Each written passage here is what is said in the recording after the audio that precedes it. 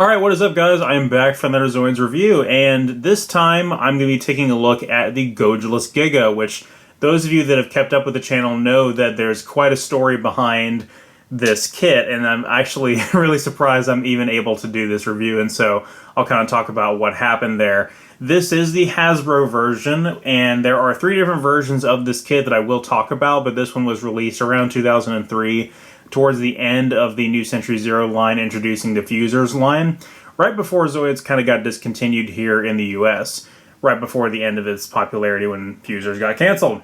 So I went into Win Condition, which is a gaming store that is very close to my house, even closer to my new house, and it's the place that I primarily go to get all of my card game accessories that I play Yu-Gi-Oh! At. Occasionally I'll find model kits in there, although their Gunpla is a little overpriced compared to Hobbytown and some of the other places around here.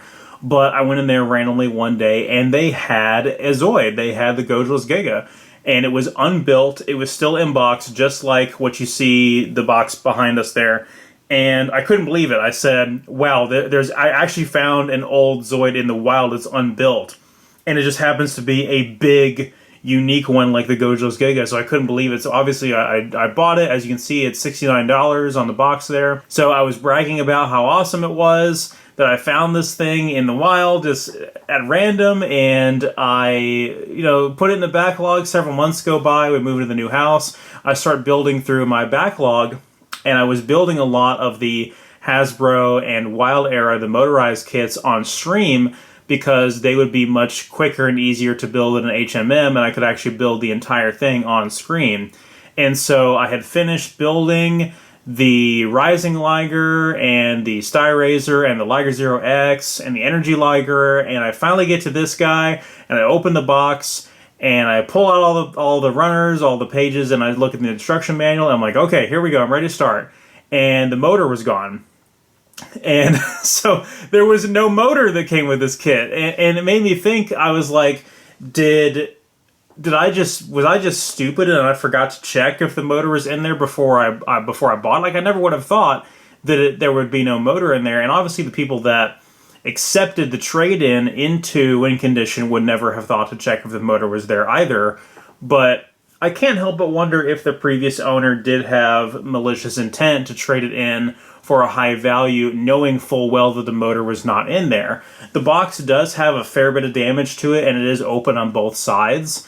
So things could just kind of fall out if they're not careful, especially considering the motor is the heaviest piece. But I really do kind of help but wonder if the previous owner intentionally traded it in fraudulently for its full value, knowing that the motor was not in there. And I guess that's just kind of where you get to after a point where you just know that people do not have good intentions for you, and you just don't have any faith in people anymore. And that's kind of what happened. So I was mad. I was clearly very upset, and so I was like, well, maybe by some sheer chance I'll find a loose motor on eBay or something like that. And I went to searching for one, didn't find one, and I was looking at the prices for other unbuilt Gojulas Gigas and built Gojulas Gigas, and I didn't want to buy another unbuilt one or another complete built one, because I would still have all these unbuilt pieces in this box that would go to waste. And so I gave up for a while. I said, okay, never mind. And then I was purchasing a Zoid off of someone in the UK, which I'll be doing a review of soon. And as I was just kind of verifying the price on it and everything like that, I stumbled upon this on eBay. So someone was selling a junk Gojulas Giga and some unused Elephander parts for like $30. So I said, oh, here we go, hot damn, buy it now. And so, sure enough, I had my motor come in, and that Gojulas Giga was mostly complete, although when I got it, it was missing all the spines on the back, as well as the tail was not connected, the arms weren't connected, but the legs were complete, and the core of the body was complete as well. I was pretty impressed, but I knew I wanted to build the one that was in the box there. To make matters worse, the kit that I bought for the motor, the junk kit, was dirty and it smelled like cigarette smoke. And so I said, yeah, the hell with this. I'm not going to use these pieces. I'm going to just use the motor and rebuild it with my unbuilt pieces. That's what I did. I took apart the junk one that I got, and I just had the raw motor there, and I just sort of built upon that with the unbuilt pieces to get what you see here. And so I say that because even with 2 Gojulas Giga kits combined to form a complete one, this thing is still not 100% complete. And I'll kind of explain why that's the case. So you probably noticed the elephanter in the room, so to speak, that just by looking at this thing from the front, you can notice right away that the right arm right here is missing the actual claws. You just have the socket there, whereas you have the claws right here. These guns right here, I don't know where they actually came from. I'm pretty sure they did not come with the Gojulas Giga at all. Or, you never know. They may not have even come on a Zoid at all, period. And then the other major thing that's missing is an entire segment of the tail. So back here you can see these two pieces don't quite line up perfectly because this segment is supposed to be further down, and there's yet another segment of the tail in there, which the reason why I have the actual shell pieces like this right here to put in there, but the reason why I couldn't build that and attach it is the actual inside part, the joint where the hinge is there, is completely missing from both kits. Thankfully enough, when I posted everything that happened on the Zoids Collectors group, I had a member that reached out and said, hey, I think I'll take those dirty Gojulas parts off your hands. I'm looking to do a Death Soarer custom, and I'll just, take them for whatever you're willing to give them up for. So I made half of my money back that I invested in buying the motor. So overall, I'm only about $80 out on this mostly complete Gojulas Giga kit. So all that said and done, I'm pretty grateful that I have it in as complete of a state as it is, and I managed to only have to use a few parts from the dirty kit, including but not limited to the blue halves of the face right here that are attached. Those are from the original kit because they were missing from the unbuilt one, and there's a piece on the inside of the legs that's like a piston that operates the motorized function when it walks. That was missing from the unbuilt kit, so I had to pull it from the old one as well. And I think as well the top of the visor right here, the little crown that goes on top of the visor that opens up like that, is from the old one as well. But overall, it looks pretty good. It was really nice to see these nice, fresh, clean pieces pulled out of this box, because one thing that's really cool about the Gojulas Giga is this weird granite texture color that it has going on that is molded in the plastic. So the plastic is not just one color, it's like this granite color where maybe I can pop off this knee pad and maybe not. But you can kind of see, I'll pull it closer to the camera when we start talking about it. So in terms of the history of this model kit, it has had 3 different releases. Only one for the English version for Hasbro. So in the what we call NJR, or New Japanese Release, we had the original Gojulas Giga kit in this exact color scheme right here, pretty much identical to this kit. The Hasbro version is based on the original NJR version. And then we had the Proto Gojulas Giga for the Toy Dream Project, similar to the Bloody Death Soarer. And that one was made to look a lot more like it did in the Fuzors anime, with some sirens and stuff on there and some orange decals and stuff like that. And there was these caps right here are also orange. That one is extremely rare and hard to find and goes for quite a bit of money.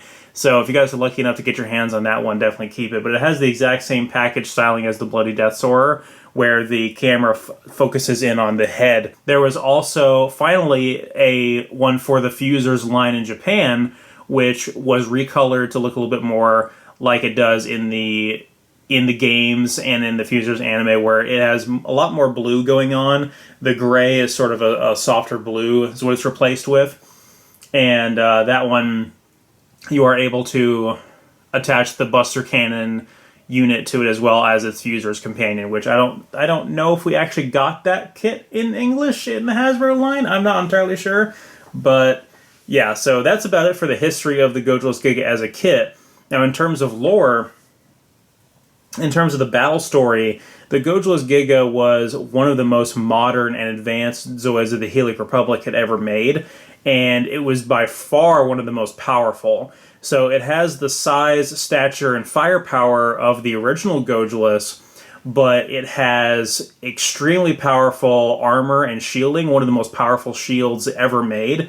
and it also has mobility as an additional feature with the Giga compared to the original. So you may notice based on its posture that it's a little bit, kind of hunched over in a sort of predator stance compared to the Gojulus that stands upright in sort of a Godzilla stance. So in combat, this Zoid would have two separate modes. It had a combat mode and a pursuit mode, where in the pursuit mode it would hunch all the way over, sort of like a tracking style, to where the head would be parallel with the tail in line, and it would be able to run at like twice the speed it normally would be able to. So it had actually quite a fair degree of mobility, in spite of the fact that it's big and clunky and mainly used for its extremely powerful melee attacks and the high penetrating power of the Buster Cannons.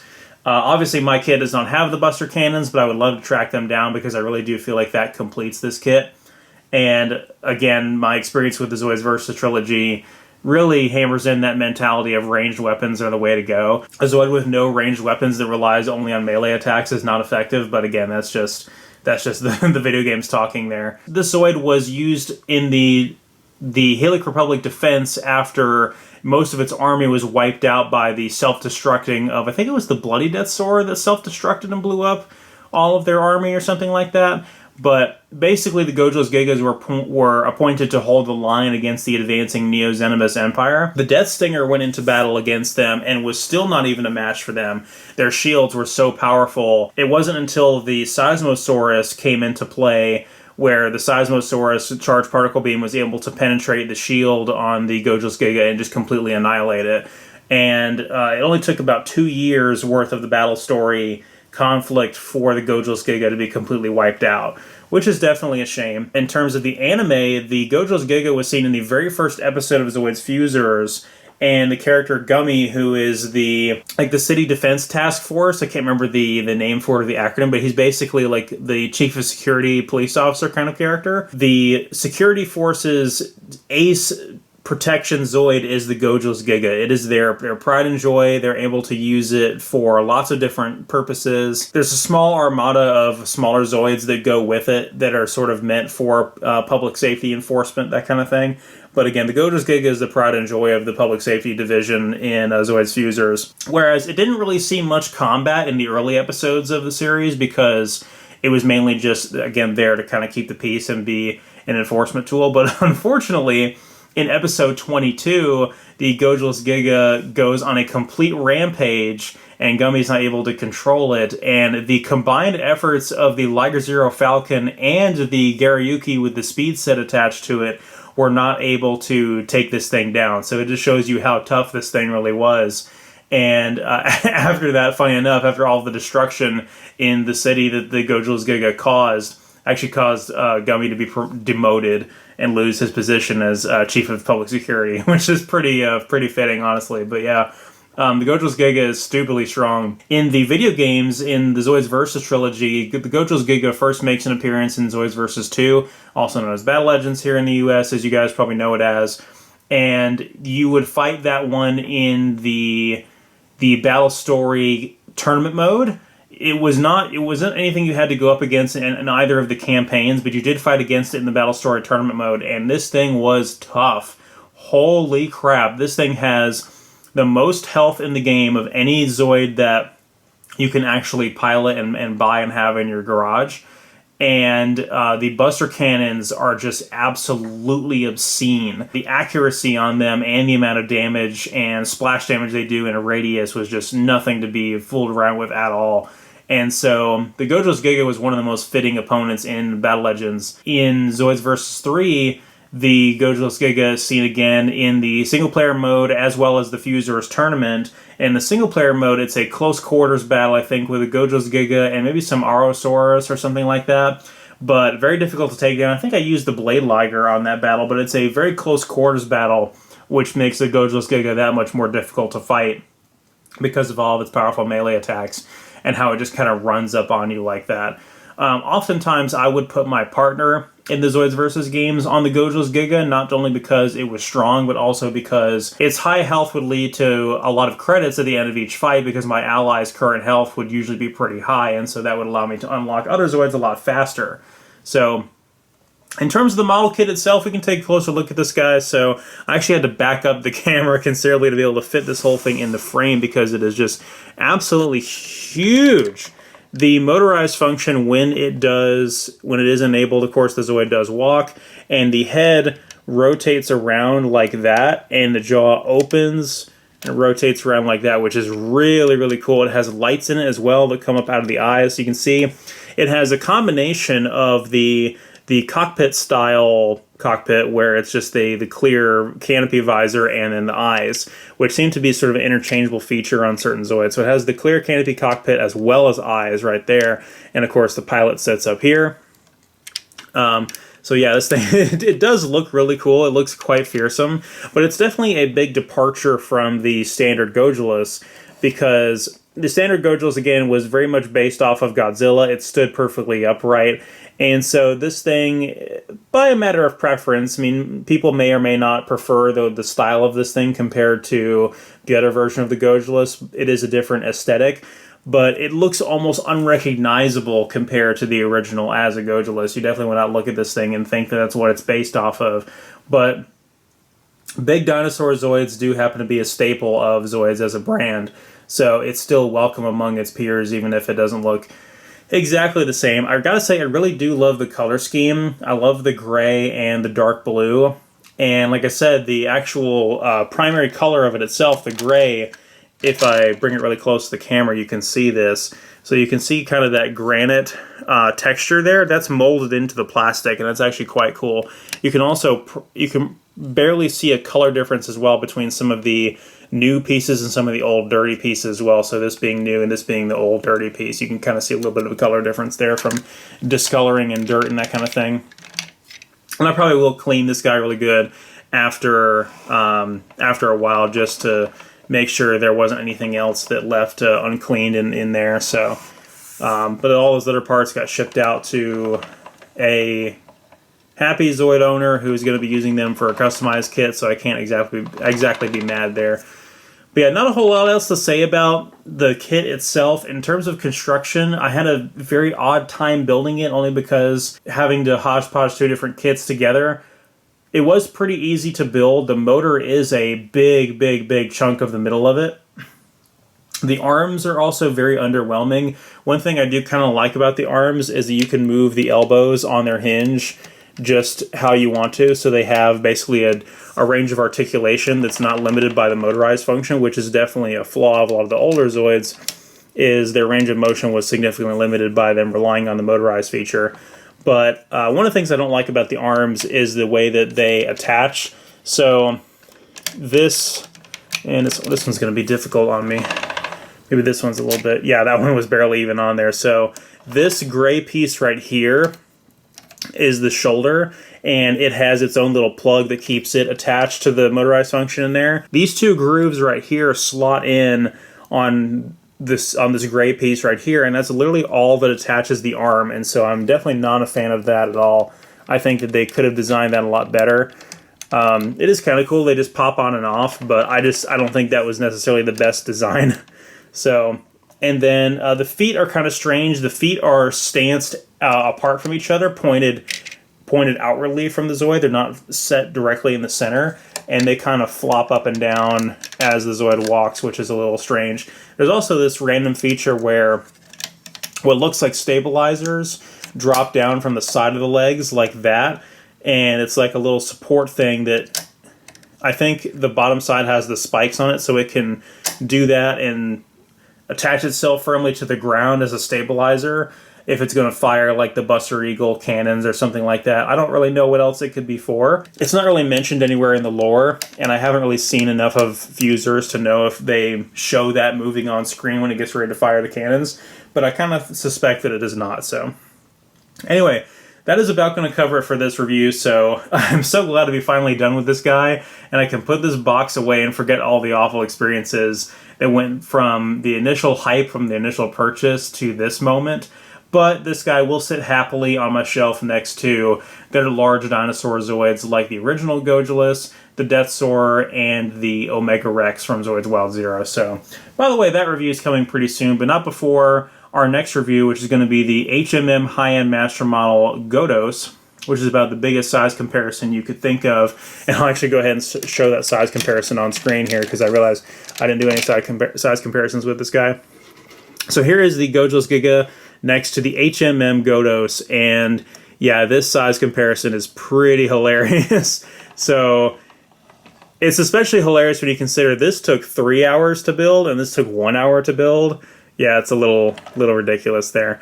And then we'll finally just do one more. So here is a size comparison as well with the Liger Zero X, which I built around the same time, and it's from essentially the same product line, the same Hasbro product line. So the Liger Zero X being based off the regular Liger Zero motorized kit, giving you sort of your benchmark for size there, and you see just how utterly massive the Gojulas Giga is. I'm surprised they both fit on this stand. So a little 360 view there, and so that about does it for this, guys. So thank you so much for watching. I'll see you guys next time, okay?